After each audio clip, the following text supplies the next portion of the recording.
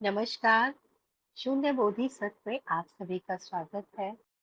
फिर आज का विषय लेते हैं जो बहुत ही अच्छा विषय है, प्रेम, भक्ति और परमात्मा। इस विषय को मैं शुरू करूं उससे पहले मैं सभी साधकगण से कहना चाहती हूँ, अगर आप कुछ इस विषय में कुछ कुछ छोटा छोटा सही, ज्यादा नहीं, अगर कुछ कुछ कहना चाहें आपके अनुसार प्रेम क्या है, भक्ति क्या है, परमात्मा क्या है। मैं इस पे ये कहना चाहूँगा कि जो आपका ज्ञान मार्ग है और जो भक्ति मार्ग है, ज्ञान मार्ग में ऐसा है कि हमें सीधे बताया जाता है ये सत्य है, इसे एक्सेप्ट करो और सब कुछ खत्म, सब कुछ मिथ्या है। अब चाहे कुंडलिनी जगे या कुछ भी हो, वो अपना प्रोसेस है, प्रगति हो रही है, जीव की होती रहेगी। पर जो प्रेम भक्ति मार्ग है वो ऐसा है कि संसार में भी हमारी आसक्ति थी, चीजें हमें पकड़ कर बैठी थी या हम चीजों को पकड़े हुए थे। अब जब भक्ति शुरू होती है ना, तो वो सारी की सारी आसक्ति, वो मन जो चीजों और वस्तुओं में लगा हुआ था, वो अब एक शक्ति में लग जाता है। चाहे वो कोई भी भगवान हो, कोई भी लॉर्ड हो, हनुमान जी हो, कोई भी हो। तो अब जो मन भटका रहा था, वही लेके जाता है हमें एक शक्ति की तरफ, और उसके लिए उनके आगे झुका देता है, हमारे अहंकार को भी झुका देता है। लोग भगवान के आगे अहंकार नहीं करते, उनका अहंकार गिर जाता है, उनका मन शांत होने लगता है। तो वो एक मन से फेवर करते हुए एक प्रोसेस में रहते हैं। यानी उन्हें अपने मन से लड़ना नहीं होता, उनको चित्त को शांत नहीं करना होता। उनका मन ही उन्हें कह रहा होता है कि दुख बहुत है, तुम भगवान के पास चलो, उनके भजन सुनो, रात में सोते हुए भी उनके गाने लगा के सो जाओ। तो पूरे दिन एक मन शांत स्थिति में आ जाता है। वो एक स्लो प्रोसेस है, वो प्रेम का प्रोसेस है। और ऐसा जो प्रेम होता है वो आपको भुला देता है। वो भगवान की भक्ति करते करते वो खुद क्या है वो भूल जाते हैं, और वो भगवान में लीन हो जाते हैं। तो वो एक लॉन्ग प्रोसेस है जो मन से ही चल रहा है। मन ही है जिसको पसंद आ रहा है, वो चुन रहा है दर्द, बेइंतहा दर्द और इन भजनों से मिलने वाली शांति के बीच में मन चॉइस ले रहा है। जो मन पहले ये चॉइस लेता था कि कौन सी मिठाई खाएंगे या कौन सी लड़की हमें पसंद है, अब वो चुन रहा है कि मुझे शांति चाहिए भजनों से या बेइंतहा दर्द चाहिए जो दुनिया दे रही है। तो वो उन स्लो प्रोसेस वाला मार्ग है, वो भक्ति वाला, जहाँ वो धीरे धीरे पूरे दिन भजन सुनते हैं। ये वो लोग हैं जो बहुत पेन में रहते हैं, उन्हीं को इसका फायदा होता है। रोज थोड़े थोड़े भजन सुन सुन के कुछ महीनों में, साल में, 2 साल में अपने आप को काफी शांत कर लेते हैं। उसके बाद अगर वो यहाँ एक ज्ञान सुनेंगे तो उन्हें पता चलेगा कि वो जा भी इसी तरफ रहे थे। तो यही प्रेम है, जहाँ वो खुद को भुला देते हैं। और भी कोई कुछ कहना चाहते हैं इस विषय में? हाँ, सुमा जी ने लिखा है, तीनों एक ही है क्योंकि आखिर में जो है प्रेम ही है। ये तो ज्ञान मार्ग का उत्तर हो गया। अब प्रेम और भक्ति और परमात्मा की बात आई है, तो मैं जानना चाह रही थी कि उसी मार्ग से अगर कोई आए हो तो वो अपना उत्तर। ये तो ज्ञान मार्ग का हो गया। ज्ञान मार्ग में तो बहुत सीधा सीधा सब एक है, केवल्य है सब। लक्ष्मी जी कहती है, प्रेम भक्ति परमात्मा एक ही है, जहाँ प्रेम जहाँ दो नहीं है एक। सब ज्ञान में रमे पड़े हैं, है तो सब एक ही। आपका भी उत्तर ऐसा नहीं है, गलत है। बस मैं सोच रही थी कि भक्ति मार्ग से थोड़ा सा उत्तर आता, थोड़ा सा रसपूर्ण, थोड़ा सा काव्यात्मक, थोड़ा सा हृदय से, ऐसा मैं चाह रही थी। हाँ, समर्पण, अपने आप को खोना। हाँ। भक्ति में समर्पण तो होता ही है। समर्पण तो देखो सभी जगह है, मैंने देखा है कि किसी भी मार्ग में जाओ, अगर समर्पण नहीं है तो प्रगति नहीं। ज्ञान मार्ग में गुरु के प्रति समर्पित होते हो, इसलिए प्रगति है। भक्ति मार्ग में भगवान के प्रति समर्पित होते हो, इसलिए प्रगति है। समर्पण तो है ही सबका आधार। समर्पण तो सारे मार्गों का आधार है। मैं इस पे एक और चीज बोलना चाहूंगा, क्योंकि मैं खुद भक्ति मार्ग से हूँ। तो बोलिए। जो असली में भक्ति मार्ग में बहुत डीप चले जाते हैं ना, फिर उनको आप किसी भी ग्रुप पे ऐड नहीं कर सकते, क्योंकि वो फिर जाते ही नहीं है किसी के पास। उनकी स्टेट अलग तरह की होती है। वो दुनिया में बहुत सारे लोग हैं, लेकिन उनके लिए सिर्फ दो रह जाते हैं, एक वो खुद होते हैं और दूसरे भगवान होते हैं। वो एक कमरे में बंद हो जाते हैं या किसी जगह बंद हो जाते हैं। जैसा मैंने बोला कि वो अपने कुछ सॉन्ग्स लगा के रखते हैं अपने पास, जिसकी वजह से वो काफी शांत हो जाते हैं। उनका इंटरेक्शन खत्म हो जाता है दुनिया से, तो मौका ही नहीं मिलता उन्हें कि वो किसी से लड़ें या झगड़ें, या उन्हें गुस्सा है या उन्हें कोशिश करनी पड़े कि गुस्से पे कैसे काबू करें। एक हैरानी की बात और बताता हूँ कि आपने ध्यान मार्ग वाले लोगों के लिए तो यूट्यूब पे बहुत वीडियोस देखी होंगी कि काम वासना को कैसे नियंत्रित करें। आज तक कभी भक्ति मार्ग वाले किसी ने वीडियो डाली ही नहीं, क्योंकि उन्हें जरूरत ही नहीं पड़ती कि वो काम वासना की तरफ देखें। उनके लिए दो ही व्यक्ति हैं, एक वो खुद हैं और एक भगवान है। तो ना तो उन्हें जरूरत पड़ती है कि वो वासना से कैसे निकले, कभी भी वो इस पे डिस्कस ही नहीं करते कि कैसे आजाद हो। वो बंद हो जाते हैं एक जगह पे, सिर्फ वो होते हैं और भगवान होते हैं। तो आप उनके लिए ग्रुप बनाओगे ना, तो आपको अलग तरीके के लोग मिलेंगे उसमें। जैसे संप्रदाय वाले मिलेंगे, कृष्णा संप्रदाय, इस्कॉन वाले मिलेंगे, जो दिखाते हैं। फिर उन्हें गुस्सा भी आता है, फिर उनमें द्वेष भी होता है, फिर उनमें काम वासना भी होती है। लेकिन रियल वाले कभी भी ऐड नहीं होंगे, क्योंकि उन्हें इन सबसे लड़ना ही नहीं पड़ता। मैंने बोला था ना कि क्योंकि मैं खुद इसमें था और हूँ, कि इस मार्ग में हमें मन से लड़ना ही नहीं पड़ता, ना तो चित्त को शांत करना पड़ता है। हमारे इंटरेक्शन ही खत्म हो जाते हैं। तो दिमाग में जो उलझने बन रही थी, मैंने जैसे आपसे बोला, अब मानो कि मुझे थोड़ा सा ज्ञान है, मानो आपको ज्ञान है, तो कोई देने लग जाए तो एक तरह का वायर में उलझन क्रिएट होगी दिमाग में। हम लोगों के दिमाग में उलझन ही नहीं क्रिएट होती, क्योंकि कोई होता ही नहीं है आसपास जिससे हम बात करें। क्योंकि उससे बात करेंगे तो हमारे मन की शांति और जो लीनता है वो डिस्टर्ब हो जाएगी। तो कोई भी रियल बंदा आपको वहां मिलेगा ही नहीं। ये तो आपने सही कहा है कि भक्ति मार्ग वाले बहुत लीन हो जाते हैं, लेकिन जो भक्ति मार्ग के बिल्कुल अंतिम चरण पे है, उनके लिए ये एक प्लेटफॉर्म होगा कि उनको कैसे अब अनाहत चक्र से विशुद्धि तक लाए। ये एक पुल का काम करेगा, सेतु का काम करेगा ये पुल, जो बिल्कुल अंतिम चरण पे है भक्ति के। जैसे रामकृष्ण परमहंस जी के लिए तोतापुरी जी एक पुल का काम किया, तो उसी तरह से ये जो नए नए भक्ति में आए हैं, जिन्हें शिकायतें हैं, जो दुखों से दुखी होते आए हैं प्रभु की शरण में, जो थक हार के आए हैं, वहां पे बस उन्हें थोड़ा सा और उनकी प्रगति होगी, और जो अंतिम चरण में है उनके लिए विशुद्धि के रास्ते खुलेंगे। तो उद्देश्य कुछ और है इसका, उद्देश्य है साधक की प्रगति। वेदांत जी ने लिखा है, उसको भी देख लेते हैं। ये वे भाव है जिसमें व्यक्तित्व का भी समर्पण हो जाता है, वह एक छोटे बच्चे के समान निश्चल भाव आता है। इसी में वे सारी चीजें होती हैं जिसमें कोई बनावट नहीं होती है। भक्ति में भाव इतने शुद्ध हो जाते हैं जिससे भक्ति स्वतः ही घट जाती है। शुरू से ही शुरू लेते हैं, बिल्कुल नए नए साधक वाली बात करते हैं। जब कोई भी साधक भक्ति मार्ग में आता है, तो वो ज्यादातर दुखों से दुखी होके, संसार से पीड़ित होके, परेशान होके, और वो संसार को सुधारने के सारे काम करता है। सारे साम दाम दंड भेद सब लगा देता है अपने संसार को सुधारने के लिए। लेकिन वहां संसार जब नहीं सुधरता है, सारे प्रयास करते करते भी नहीं हमारे अनुसार जब चलता है जीवन, तब हम थक जाते हैं। तब उसके बाद लगता है कि जब सारे प्रयास कर लिए, अब तो कुछ करने को भी नहीं बचा, तो अब चमत्कार की आशा होती है, अब कुछ चमत्कार हो जाए। और सबके दिमाग में जैसे ही भगवान का नाम आता है ना, तो चमत्कार पहले खड़े हो जाते हैं कि अब तो भगवान ही कुछ टोपी घुमाएंगे और कुछ हो जाएगा। और फिर वो भगवान की शरण में जाते हैं। भगवान की शरण में जाके तो देखो, जो नए नए भक्ति मार्ग में आते हैं उनकी शिकायतें ही खत्म नहीं होती भगवान से। बहुत सारी शिकायतें होती हैं उनकी, क्यों मेरे साथ ही ऐसा हो रहा है, मैंने तो किसी का बुरा नहीं किया, मैं किसी के साथ बुरा नहीं करती, मेरे साथ ही फिर ऐसा क्यों हो रहा है। और फिर जब ये समय लंबा हो जाएगा, अगर 1 साल 2 साल 4 साल 5 साल चला गया ये समय, तो फिर शिकायतें दूसरे फॉर्म में आ जाएगी।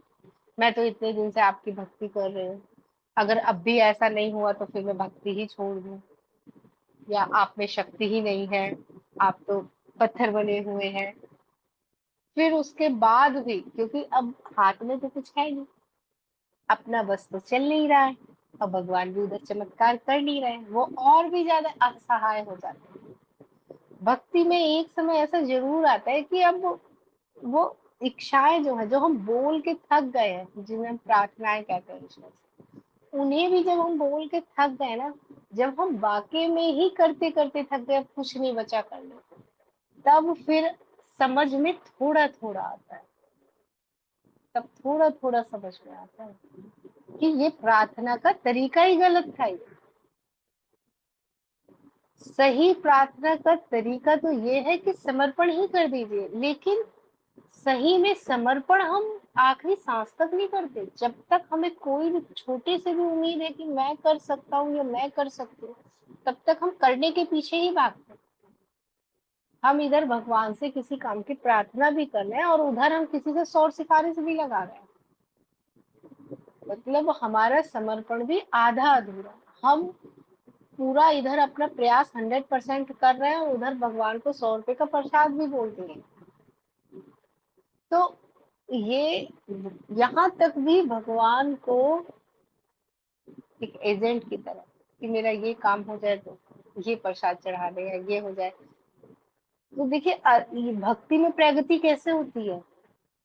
पहले आए पहले आई इच्छाओं के चलते इनकी पूर्ति हो जाए, चमत्कार हो जाए, कुछ ऐसा हो जाए, फिर और आगे बढ़े तो हो जाता है। उसमें से कुछ कुछ चमत्कार भी हो ही जाते हैं, कुछ काम बन भी जाते हैं। फिर आगे चले, अगर ऐसा लगा 10 में से 5 बार भगवान ने मेरी सुन ली, अब तो हम अधिकार जमाने लगते हैं। मैं तो आपका बहुत प्रिय हूँ, बहुत बड़ा भक्त हूँ, और एक एक ये डायलॉग भी सुन लिए हैं कि भक्त के आगे तो भगवान भी झुक जाते हैं। अब ये भी सिर पे चढ़ के बोलता है, मैं तो ऐसा भक्त हूँ, आपने मेरी ये वाली प्रार्थना क्यों नहीं सुनी, ये क्यों छोड़ दिया, ऐसा हो गया। सही में भक्ति, जिसको भक्ति कहते हैं, उस भक्ति में कभी भी मांग नहीं होती। अगर भक्ति को सही से समझना है तो जो संसारिक प्रेम है उसको समझ लो तो भी भक्ति समझ में आ जाती है। जब किसी से प्यार होता है तो वहां पे मांग नहीं होती है, वहां पे देने का भाव होता है। लेकिन क्योंकि भगवान को हमने इतना बड़ा मान लिया है, इतना विराट मान लिया है कि उनके लिए कुछ भी असंभव नहीं है, तो वाकई में नहीं भी है कि अब तो इन्हें देने का तो कुछ मतलब ही नहीं बनता, क्योंकि मैं दूं भी तो दूं क्या, और दूं भी तो वही कुछ 100 रुपए का प्रसाद, जा जा दर्शन करने आ जाओ, यही। तो जहाँ पे ना तो देने का भाव होता है, लेने का भाव होता है, जहाँ पे ये शिकायतें नहीं होती, यहाँ तक कि जहाँ पे प्रार्थना भी नहीं होती, जहाँ पे सब चीज का समर्पण हो जाता है, और समर्पण भी ऐसा कि फिर मुड़ मुड़ के देखा ना जाए।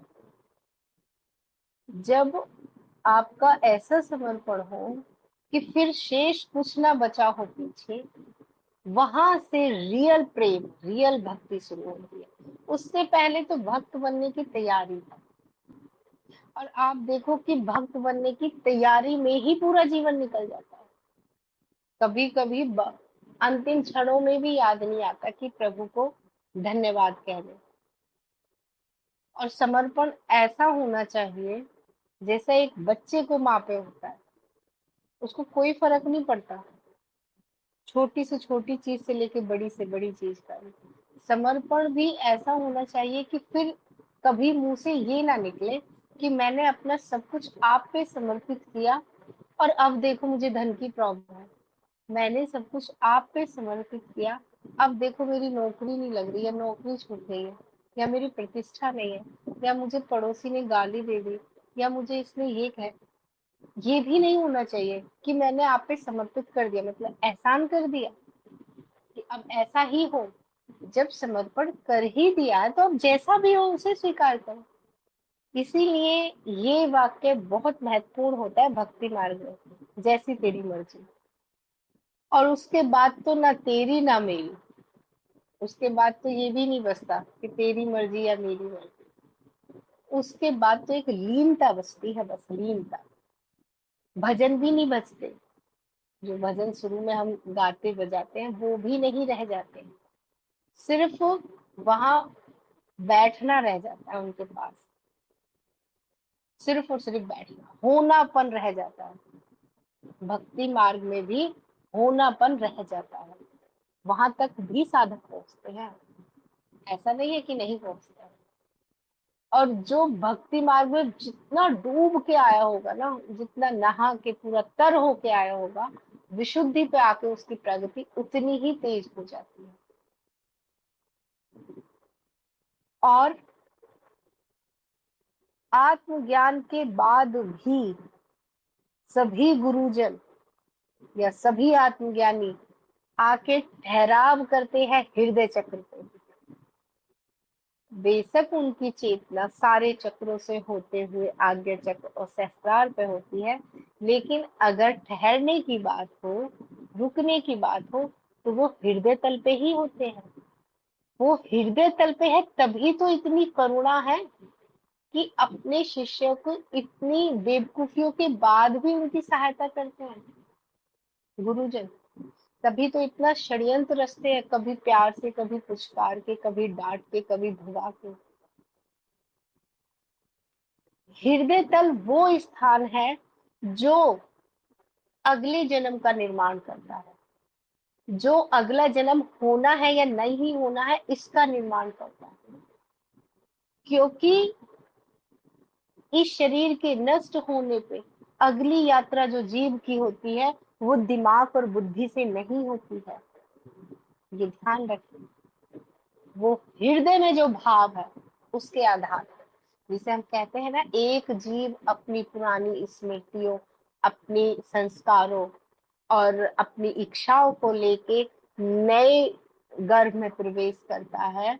वो जो है, जो बीज रूप में है, वो किसके आधार पे जा रहे हैं? वो भाव के आधार पे जाते हैं, हृदय तल के आधार पर।